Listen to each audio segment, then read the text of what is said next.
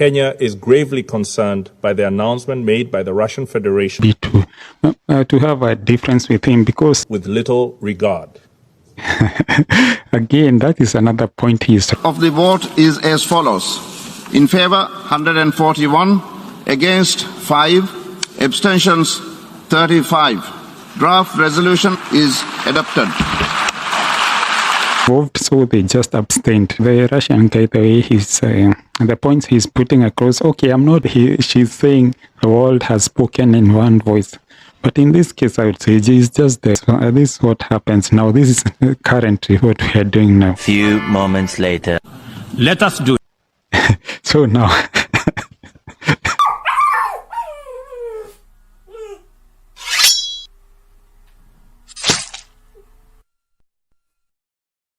After our ambassador talks very harshly at the UN, now a few months later, our president is going there to now beg for them to forgive us our debts, to ask for aid, and it's just a very sorry situation.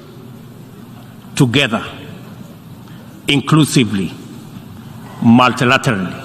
You can take note of that word, multilaterally, because that was the same word that was used before by that lady who said the world has spoken in one voice. So all of us. So it's the same thing that Ruto is talking about. We are suffering. So all of us must come with the solution. But as you can see, you'll see in his audience, there is no one to listen to him, or simply no one cares. I thank you.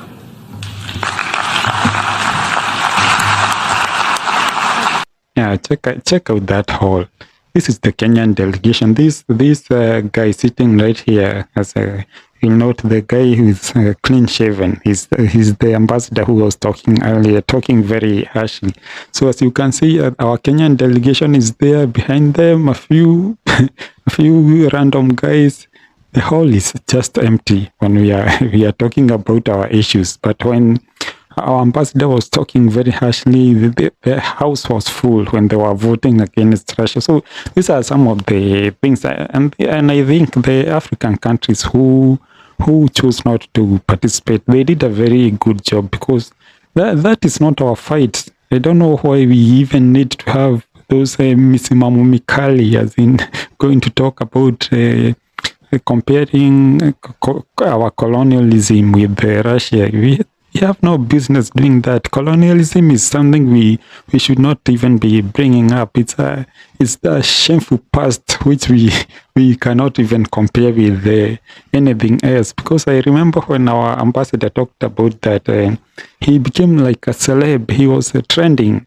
Even in CNN discussions and this Western, whatever's Fox News, they were saying, hey, check out this guy from Africa. He's speaking very harshly against Russia.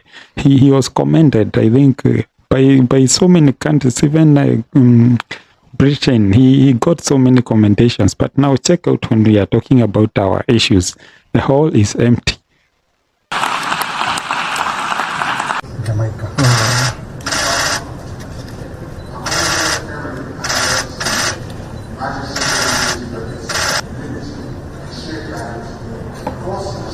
Yeah, he's the guy. It's the guy there sitting next to Babu Namwamba. That is the Kenya's ambassador to the UN. It is in Spain where the main promotion of women and young people. Just look at that. It's a very sorry picture to see.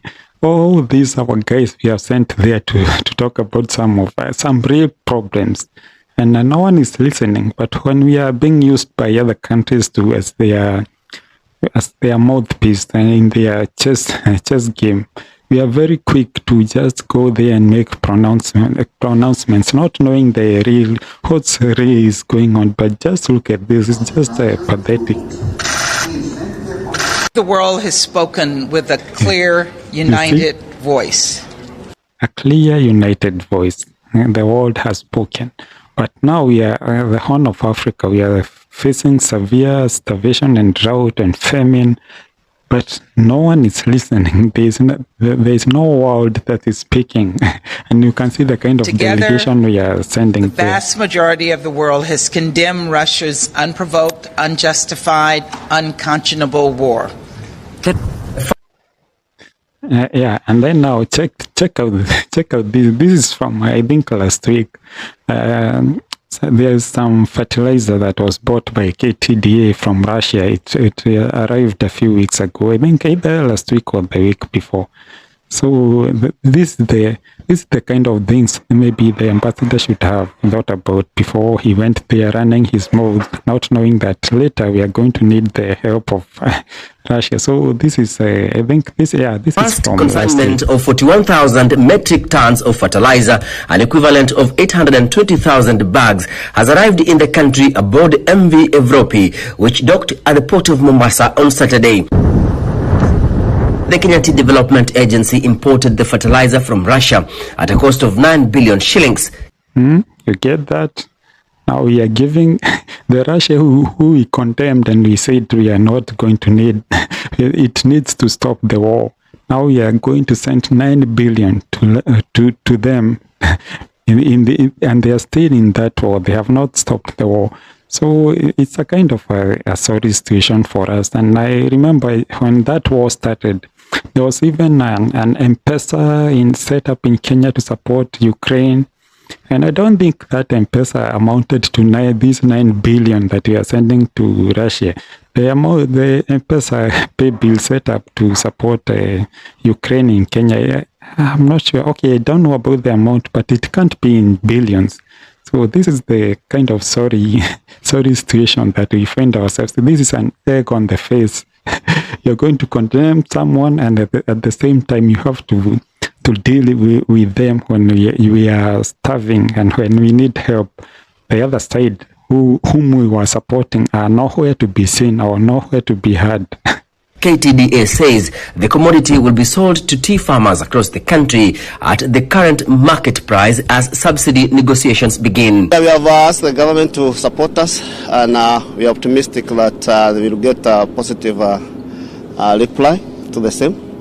But we have not received the confirmation. But once that is done, we'll be able to give the final figure. The world has spoken with a clear... has spoken. And now you see those farmers, the KTDA, they bought hoping that now they come to negotiate with the Kenyan government for them to receive a subsidy or supplying because they are the ones in charge of supplying the fertilizer to the tea and coffee farmers. So it's just a very sorry situation. And the same, I think this week, Russia said it will start giving free fertilizer to African countries. In fact, there was the first batch is going to Togo. And I think Kenya will also benefit from that. And also, on top of that, they said that because when the sanctions were placed on Russia, there was a lot of fertilizer that was held up in European Union, in ports that are in the European Union, amounting maybe to, they said it is around 300,000 tons of fertilizer. So what Russia said, because they are sure they are not going to get that fertilizer back, they say that now those Western countries, they can give it to the poor countries, like the ones in Africa, for free, because they are not, they know it has been held hostage. It is not going back to them, and they are not buying those countries. So the Russian envoy said, okay, if you are just holding it, countries are facing hard times in Africa, just give it to them. But now the Western countries, they have refused to release that fertilizer, saying they are holding it as a punishment to Russia. But now Russia says we don't even want any compensation for it. We just give it to those countries. But now they refused. So Russia has said, okay, we have more fertilizer, and now they have started dispatching it to countries in Africa. So it's a very, it's not even a catch-22 station. It's just a horrible station. It's just so embarrassing that we condemn a country, and now it's the same country is the one helping us. The Western countries that we were helping are nowhere to be seen or nowhere to be heard. So it's just It's a very sorry situation that we live in, that now our president was in New York begging for help. And he just came back. I have not heard anything concrete that he came from that meeting, because his main thing was for our debts to be reduced and maybe the old ones to be forgiven. But I don't know that whether that will happen anytime soon. So let's keep following this, and maybe if I have forgotten something or something that I have maybe not placed in the right way, you can let me know in the comment section below, and see you next time. So that's it. Peace.